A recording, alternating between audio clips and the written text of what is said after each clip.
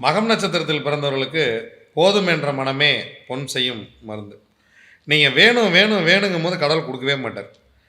எப்போ வேண்டான்னு உட்காடுறீங்களோ அதிலேருந்து கடவுள் கொடுப்பார். இது நீங்கள் இப்போ நிறுவனத்தில் வேலை பார்க்குறீங்க. அந்த நிறுவனத்தில் உங்களுக்கு ஒரு பதவி உயர்வோ இல்லை சம்பள உயர்வோ நீங்கள் எதிர்பார்க்குறீங்க. எல்லா முயற்சியும் பண்ணும்போது அது நடக்கவே நடக்காது. ஆனால் வேணாம் முடியா, நான் என் வேலையை பார்க்குறேன் அப்படின்னு எப்போ வேலையை பார்க்க ஆரம்பிக்கிறீங்களோ அதிலேருந்து இந்தா வச்சுக்க இந்தா வச்சுக்க இந்தா வச்சுக்க அப்படின்னு கொண்டு வந்து கொடுத்துக்கிட்டே இருக்கும் கேது. அப்போ கேது எதிர்பார்ப்பே கூடாது. எங்கே நீங்கள் எதிர்பார்ப்பு வைக்கிறீங்களோ அங்கே ஏமாற்றம் கண்டிப்பாக உண்டு. அப்போ அதிக பற்றுமே வைக்கக்கூடாது இல்லை அவங்க எது மேலேயுமே. அது ஏன்னா கேதுவே பற்றற்ற நிலை. கேது ஞானம். அப்போது நீங்கள் ஞானத்தின்பால் நட்சத்திரத்தில் இருந்துக்கிட்டு பற்றுக்கு போனீங்க அப்படின்னா அது கிடைக்காது. ஆனால் நீங்கள் பற்றை விட்டுட்டீங்கன்னு வச்சுங்களேன், என்ன எதிர்பார்ப்பு பற்று, இப்போ உங்கள் மனைவிகிட்ட நீங்கள் எதிர்பார்ப்பு, உங்கள் பையன்கிட்ட எதிர்பார்ப்பு, உங்கள் மேலதிகாரிடம் எதிர்பார்க்கிறத விட்டுட்டீங்கன்னாவே வாழ்க்கை சிறப்பாக மாறும். அங்கே தான் கடவுள் கொடுக்க ஆரம்பிக்கிறார். இதை நம்ம பல பேருடைய வாழ்க்கையில் நம்ம பார்த்துருக்குறோம். இந்த மக நட்சத்திரக்காரங்க யாரெல்லாம் எனக்கு போதும்ப்பா, நான் இருக்கிறத வச்சே நான் சந்தோஷமாக இருக்கேன் அப்படின்னு சொல்லும் பொழுது, இந்தாங்க இந்தாங்க இந்தாங்க பதவி வேணுமா இந்தாங்க வச்சுங்க, பணம் வேணுமா இந்தாங்க கொட்டும்.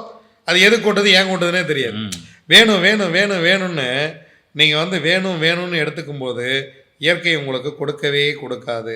ஆனால் வேண்டாம் எனக்கு இது போதும், நான் நிம்மதியாக தான் இருக்கேன் அப்படின்னு எப்போ போதும்னு கேதுக்கிட்ட சொல்கிறீங்களோ அப்போ இருந்து கேது உங்களுக்கு கொடுக்க ஆரம்பிக்கிறார். ஏன்னா ஞானம் மிகப்பெரிய அறிவாளிகள் சாமி, மிகப்பெரிய புத்திசாலிகள். கேது ஞானம்.